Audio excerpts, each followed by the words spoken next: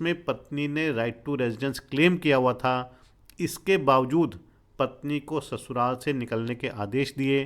वो कौन सी कंडीशन है, कौन सी सिचुएशन है जो कि पति अपनी फेवर में इस्तेमाल कर सकते हैं और पत्नी को जो उन पर अत्याचार कर रही है उसे ससुराल से बाहर का रास्ता दिखा सकते हैं।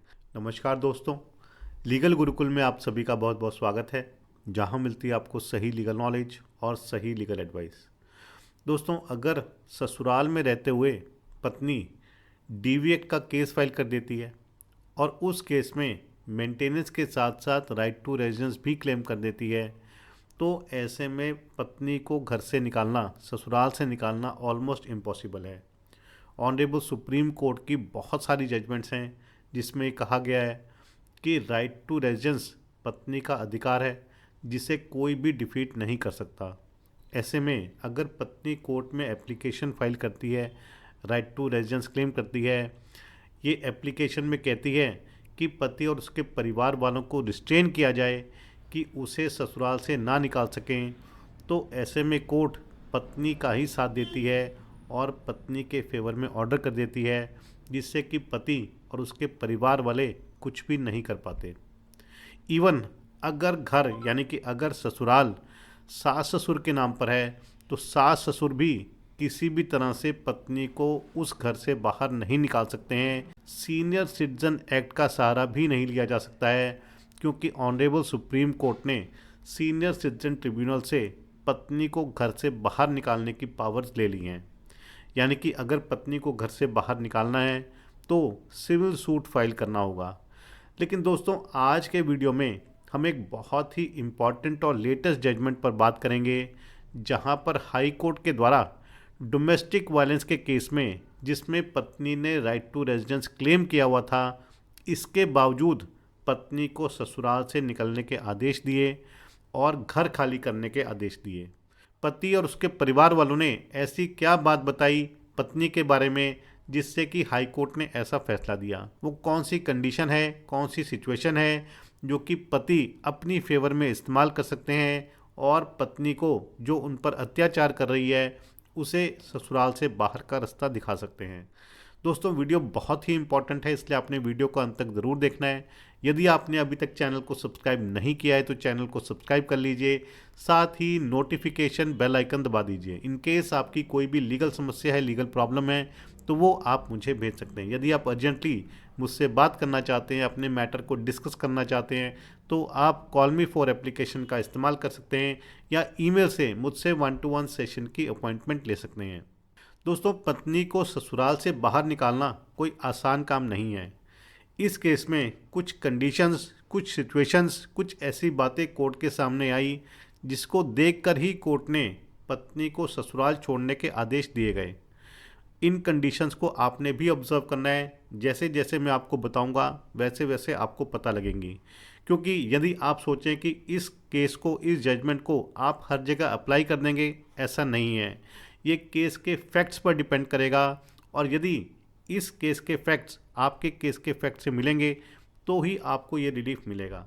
दोस्तों, इस केस में पति पत्नी की मैरिज होती है, पत्नी अपने ससुराल आती है और कुछ समय के बाद ही पति पत्नी में डिफरेंसेस शुरू हो जाते हैं। ये एक जॉइंट फैमिली थी। पति पत्नी के साथ साथ पति के माता पिता भी रहते हैं, यानी कि सास ससुर भी रहते हैं। अब डिफरेंसेस के चलते क्या होता है कि सबका एक घर में रहना मुश्किल हो जाता है, यानी कि सास ससुर भी परेशान होने लग जाते हैं। ऐसे में सास ससुर इस घर को छोड़ करके, जो कि ससुर के नाम पे था, उसे छोड़ करके वे एक और घर पे चले जाते हैं जो कि सेम लोकेलिटी में था। कुछ समय पति पत्नी एक दूसरे के साथ रहते हैं, लेकिन फिर भी उनके बीच में डिफरेंसेस बढ़ते ही जाते हैं, लड़ाई झगड़ा बढ़ता ही जाता है। ऐसे में पति भी अपने घर को छोड़ करके अपने माता पिता के पास चला जाता है और वहीं उनके पास रहने लग जाता है। ऐसे में पत्नी अकेली ससुराल में रहने लग जाती है, वो इस घर को छोड़ने से मना कर देती है। इसके बाद पत्नी अपने पति और ससुराल वालों के अगेंस्ट डोमेस्टिक वायलेंस एक्ट का केस फाइल करती है, जिसमें पत्नी मेंटेनेंस के साथ साथ राइट टू रेजिडेंस भी क्लेम करती है और ये प्रे करती है कि उसे घर से बाहर ना निकाला जाए। पति और उसके परिवार वाले उसे ससुराल से निकालने की कोशिश कर रहे हैं उन्हें रिस्ट्रेन किया जाए, उन पर स्टे लगाया जाए। दोस्तों, ट्रायल कोर्ट इंटरिम रिलीफ के तौर पर पत्नी की फेवर में 5,000 रुपये का मेंटेनेंस फिक्स कर देती है और साथ में स्टे कर देती है कि पति और उसके परिवार वाले उसे ससुराल से बाहर नहीं निकाल सकते हैं। यानी कि पत्नी को उसका राइट टू रेजिडेंस मिल जाता है, उसका ससुराल में रहने का अधिकार मिल जाता है। दोस्तों, दूसरी तरफ क्योंकि ससुराल का घर सास ससुर के नाम पर था, उनके द्वारा सिविल सूट फाइल किया जाता है कि पत्नी को ससुराल से बाहर निकलने के आदेश दिए जाएं। दोस्तों, इसके बाद डोमेस्टिक वायलेंस केस में एविडेंस होता है और एविडेंस के बेस पर मजिस्ट्रेट कोर्ट पत्नी को दिए गए रिलीफ को वापस ले लेते हैं। यानी कि पत्नी को दिया गया इंटरिम मेंटेनेंस उसे भी ख़त्म कर दिया जाता है और पति और उसके परिवार वालों पर जो स्टे लगाया गया था उसे भी ख़त्म कर दिया जाता है और पत्नी को डायरेक्शन दी जाती है कि पत्नी ससुराल के घर को खाली करे। पत्नी के राइट टू रेजिडेंस को डिफीट कर दिया जाता है। दोस्तों, इसके बाद पत्नी मजिस्ट्रेट कोर्ट के ऑर्डर को सेशन कोर्ट में चैलेंज करती है, लेकिन सेशन कोर्ट भी पत्नी की फेवर में डिसाइड नहीं करती है।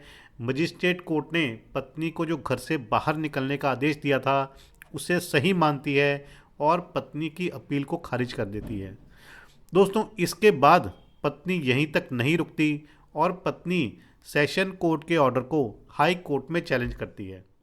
दोस्तों, हाई कोर्ट के सामने पत्नी का कहना था कि ससुराल में रहने का अधिकार उसे डीवी एक्ट के द्वारा दिया गया है और ये अधिकार उससे कोई भी नहीं छीन सकता है।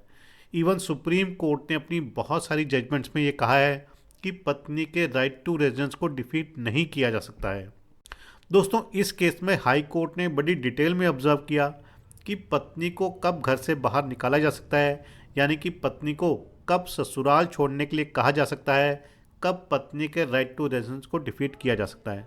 इसकी कुछ कंडीशंस हैं, कुछ सिचुएशंस हैं, कुछ बातें हैं पत्नी के बारे में जो कि कोर्ट के सामने आई, जिसे हाई कोर्ट ने ऑब्जर्व किया।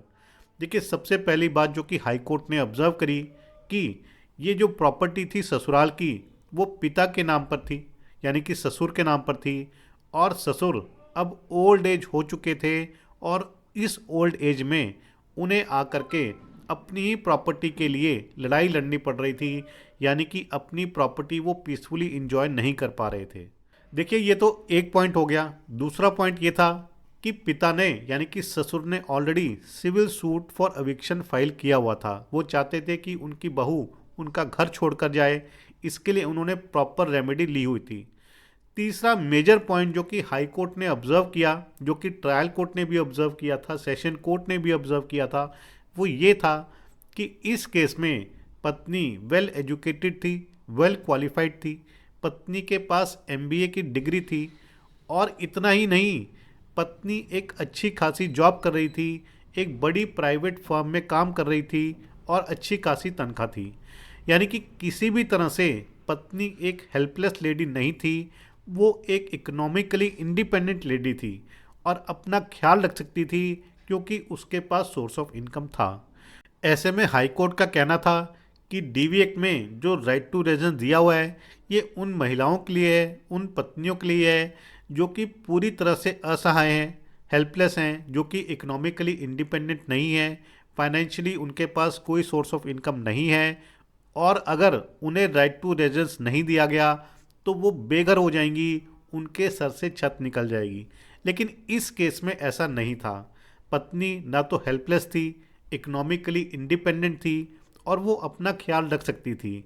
अगर उसे घर से निकाल भी दिया जाए तो उसके पास इतने सोर्सेज हैं कि वो अपने रहने का इंतज़ाम कर सकती है। हाईकोर्ट का कहना था कि पत्नी का राइट टू रेजिडेंस यानी कि ससुराल में रहने का अधिकार एब्सोल्यूट नहीं है और उसे भी डिफीट किया जा सकता है, कंडीशंस पर डिपेंड करता है।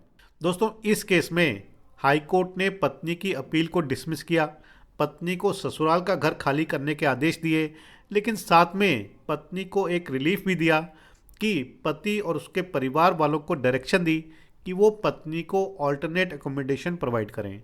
यानी कि पत्नी ससुराल का घर तो छोड़ेगी लेकिन पत्नी को एक रेंटल एकोमोडेशन पति की तरफ से दी जाएगी ताकि पत्नी को इमीडिएटली किसी भी तरह की कोई दिक्कत ना हो, पत्नी बेघर ना हो जाए। दोस्तों, इस केस जजमेंट से ये बिल्कुल साफ हो जाता है कि पत्नी के राइट टू रेजिडेंस को ससुराल में रहने के अधिकार को ख़त्म किया जा सकता है, प्रोवाइडेड पत्नी के बारे में, पत्नी के फाइनेंशियल स्टेटस के बारे में, पत्नी की एम्प्लॉयमेंट के बारे में सही जानकारी कोर्ट को दी जाए। पति और उसके माता पिता को अत्याचार सहने की ज़रूरत नहीं है। वो इस जजमेंट का इस्तेमाल करके पत्नी को ससुराल छोड़ने पर मजबूर कर सकते हैं। साथ ही ये भी ध्यान रखना है कि जिसके भी नाम पर ससुराल का घर है उसे प्रॉपर लीगल रिकोर्स लेना पड़ेगा पत्नी को घर से बाहर निकालने के लिए, जैसा कि इस केस में civil suit for eviction file किया गया था। तो दोस्तों ये था आज का केस, आपको बताने के लिए कि ससुराल में पत्नी के अधिकार को ख़त्म भी किया जा सकता है, पत्नी के राइट टू रेजिडेंस को डिफीट भी किया जा सकता है। आने वाले समय में ये जजमेंट लैंडमार्क जजमेंट होगी, आप मान के चलिए। दोस्तों इस जजमेंट पर आपके क्या विचार हैं ज़रूर शेयर कीजिएगा। यदि आपकी कोई लीगल समस्या है, लीगल प्रॉब्लम है, तो वो भी आप मुझे भेज सकते हैं। इस जजमेंट का लिंक मैं आपको डिस्क्रिप्शन में दे दूंगा, वहाँ जाकर के आप इसे डाउनलोड करके पढ़ सकते हैं, समझ सकते हैं और अपने केस के फैक्ट्स के अनुसार यूज़ भी कर सकते हैं। तो आशा करता हूँ कि आपको वीडियो पसंद आया होगा। यदि वीडियो पसंद आए तो वीडियो को लाइक और शेयर ज़रूर कीजिएगा। चैनल को सब्सक्राइब करना मत भूलिएगा। अगली बारी मिलेंगे नए वीडियो में नए टॉपिक के साथ। तब तक के लिए धन्यवाद। जय हिंद।